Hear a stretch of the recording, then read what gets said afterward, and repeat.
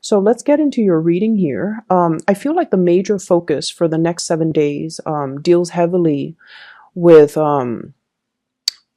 cooperation. Okay, I feel like you have somebody in your midst that is a little bit difficult to compromise with and to work with. I see the energy of somebody who is dragging their feet, like they're very slow to act. And I feel in the more extreme sense, they could be a little bit lazy. And then in a milder sense, they can just, take their sweet time. They don't really do things with a lot of urgency.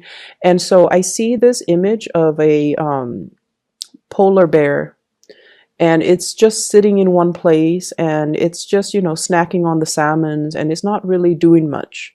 And I feel like you're nudging the bear. You're like, get going, get moving, do this, do that.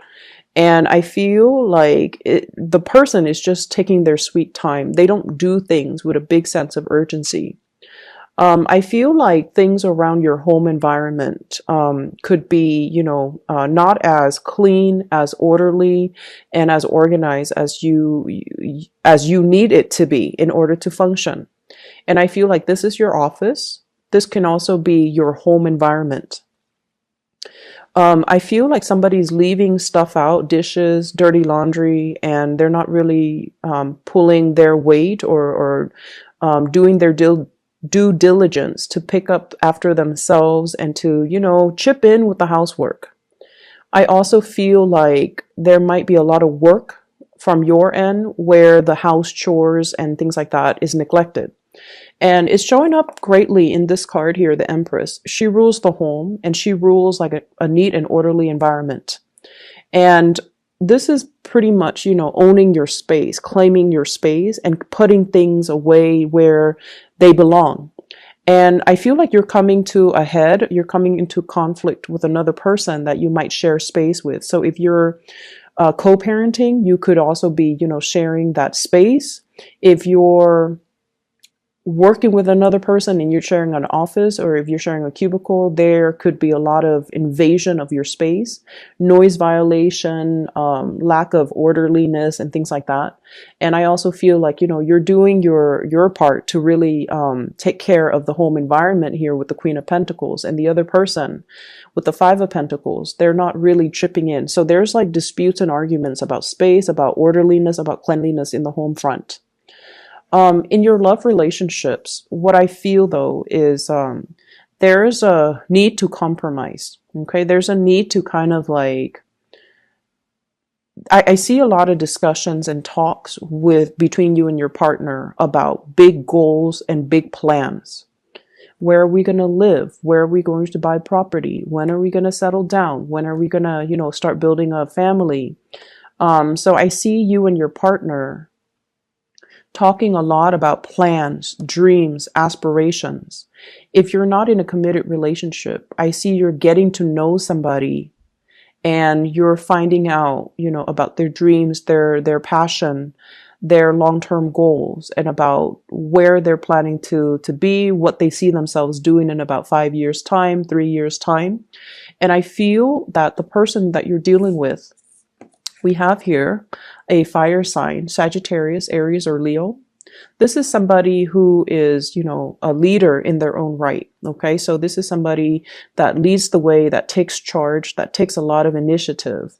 When it's in the reverse position, it's somebody who might be going through some type of a inner conflict, or some type of they're experiencing some type of blockage in their own life, and they're questioning their sense of direction. They're questioning, what are my skills? What am I really good at? What do I really want to do? I see this as somebody who is who has a lot of ideas, and I feel like they initiate or start a lot of things, start a lot of projects, start a lot of, get the ball rolling on many, many things, but they might have difficulties finishing them. So you're dealing with someone who's a little bit scattered, and I feel like unless They take the time to really figure out their strengths, their weaknesses, their passions, and the things that they don't want to do. It's going to be really hard for this person to arrive at a sense of direction when it comes to overall plans and how you fit into their life goals and how you fit as a relationship partner into their life trajectories. And if this is a partner already, I feel like, they're having some type of like I would say a mini crisis where they're still trying to figure out, things in their own lives. They're trying to wrap up one chapter of their lives. They're trying to finish up something. For some of you, this could be the partner dealing with school. For others, it could be they're trying to get out of a divorce, or they're trying to separate themselves from, a situation like an ex, or finalizing some type of a divorce or separation with their ex-partner. And then for others, it's like they're trying to get published, they're trying to get things moving in that direction, just so that they can have that clarity and that certainty in their lives so that they can begin anew. And so I feel like there are a lot of discussions about, how we kind of fit together in each other's future plans. So there's a lot of compromise, there's a lot of discussions, and there's a lot of emphasis on building. Compromise is the key word here. So I definitely feel you've got somebody that you really care about, you want to build with. They want to build with you. They see a lot of potential in you, and they're trying to make things work. For some of you, I also feel like attraction and flirtation in the work environment, and you're trying to keep things very professional, mainly because there are other people around. And I feel like you're being really smart about it because, work for you, you guys are like the workaholics of the zodiac. And so work is always going to be on the front burner for you. And even if you feel like the attraction with a coworker, with a supervisor, with a boss, you're going to keep things, professional either way. But I do see this element about you talking to somebody a lot about projects, a lot about work, a lot about dreams, aspirations in the work environment, what you want to do for the next 3 years, how you're planning to, I hear like professional development. So there are a lot of discussions about that between you and a crush in a work environment as well. I'm also seeing a lot of energies here about family, okay? Healing like family issues, letting go of resentment, and I want to say agreeing to disagree. So like, don't beat a dead horse. If you've had conflict with a family member, I feel for some of you, you could be like a parent, and this can be your children. Or you could be the child and there might be conflict with the parents. I see one person constantly telling the other person what to do, just like somebody giving advice or telling the other person what to do unsolicited. And I feel like somebody patronizing another person and treating them like a child and not giving them the freedom to make their own mistakes and trying to steer them in the direction that you want to go rather than in the direction that they want to go. So this can be you to a child or a parent to you. So I feel like a lot of that, there's like resentment. And I feel like when you meet up with this person, for the first 10 minutes, things can go really, really well. Hey, how are you? I've been thinking about you. What have you been up to? And then past that 15-minute mark, conflict starts to arise. They would say something and you feel like it's a criticism, or you feel like it's you feel like it's kind of like them digging at you. But I don't feel that it's meant to be that way. I feel like they're just very concerned. And so don't get too defensive. Hear what they have to say and just envision yourself. A lot of the times when we deal with family members, we have too much history with each other. And so we know how to push each other's buttons. And then we automatically are always on the offense or on the defense with them because of the long history. And especially if it has been very contentious, if the relationship has been very problematic, and if there has been a lot of just resentment or misunderstandings, they can say something completely neutral and it just comes out, with the tone or the attitude or the demeanor of some past situation that you've experienced with them that left a sour taste in your mouth. So it triggers feelings that might not be positive, but I feel like you want to give this person the benefit of the doubt, and you want to just, approach them with an open hand that way, and an open heart and an open mind. That way you're not getting defensive or getting riled up over things that are over, I want to say, over imagined slights. Okay, so I hope that makes sense. The Five of Wands, this is once again conflict, and it's a person against a tree.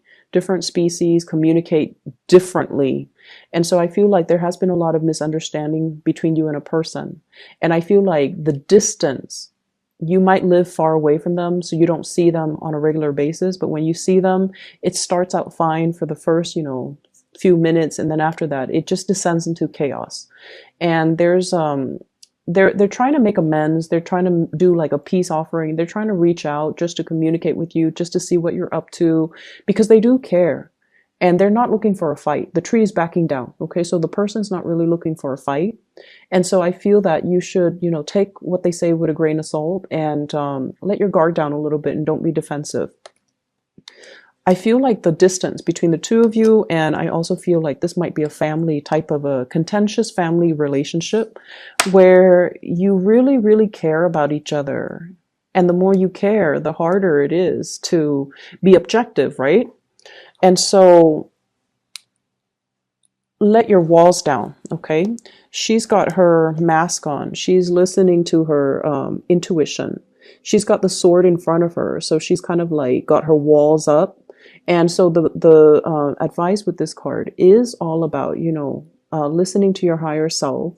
Let go of the imagined slight. Let go of the resentment, especially as it relates to, dealing with family members. I'm also seeing as well, this is the next 7 days is all about communication clearing up. Okay, so clearing up of old energy, clearing up of communication. You're talking to another person about plans for travel, and it is the holiday season here in the US. So I feel like there are a lot of travel arrangements, a lot of plans being hatched out between people. I'm going to come to see you. When are you available? And I see many of you are taking the time to see parents, which is great. Many of you are taking the time to host family gatherings, even offering up your space so that other people can come into your space. And I feel like in the spirit of opening up your space, opening up your home, opening up your heart, opening up your hands, I feel like it can be very conducive for healing and for, breakthroughs in communication. And especially if you're dealing with somebody that has been very, very difficult to read and difficult to reach, I feel that it's going to work itself out and it's going to be resolved very wonderfully. I'm also sensing here health issues when it comes to, I feel more of like a father figure. So reach out to your parents and, catch up on what they're doing, see if there's anything wrong with them, see if there's anything that they need. I see a lot of people who, if your fathers are still around, there might be, it's like he's craving some attention. He's kind of like, hey, come see me, but he doesn't really want to express it. Okay, so it's like the stern paternal figure that doesn't really like to reveal his emotions and doesn't really talk about his emotions. And when he sees you, he might keep a poker face and he might not be able to express, wow, I'm really glad to see you. So I feel like you might want to, maybe that message applies to a few of you, but it's important that you try to reach out and see if there's anything he needs, if there's anything that you can do. The last thing that I see coming into the picture here, we have here the Page of Coins. And this is a card about learning. So this is the Page of Pentacles. This is a card about acquiring new knowledge, learning, possibly even being in an environment where you're attending a lot of training seminars, where you are coming into contact with people who are really, really knowledgeable in their field. And they're kind of lighting a spark of inspiration from within you. So they're giving you ideas and snippets and inspiration. And I feel like you have somebody in your midst that's very knowledgeable about, whatever they're training you on. I feel a lot of it is about expansion. So it could be like, career development. It could also be, like financial planning, taking control of your financial future, how to accumulate more money, how to invest. You're doing some type of a course. You're doing some type of learning, and I feel like whatever you're learning, I see you with a group of people that you really get along with, that you really enjoy their company, and everyone is there to build something, to learn something, and to get something out of it, to make the most of the situation. And with this situation, I feel like whatever you put in is what you're going to get out. So I feel like there are a lot of activities for group work. I also feel like you're going to come away with it, from it with a lot of knowledge and a lot of skills to help yourself professionally. I also see this element here about being very, very, like stage fright is what I'm getting. Putting on a brave face, even though you might be experiencing stage fright or social anxiety, feeling like people around you have so much to offer and feeling like you might be lacking. This is a typical Virgoan trait, feeling like, you're not good enough, feeling like you don't have enough to offer, feeling like your voice doesn't matter, and feeling like, I don't know, I don't want to say it, I don't want to ask that question. What if people think, I'm being silly? What if people think I'm stupid? What if people laugh at me? So there's a lot of social anxiety if you're along with a big group of people and you're afraid to speak up, you're afraid to ask questions. Don't be. Whatever question that you have, I'm pretty sure other people have the same question. So it just takes one person to break the ice, okay?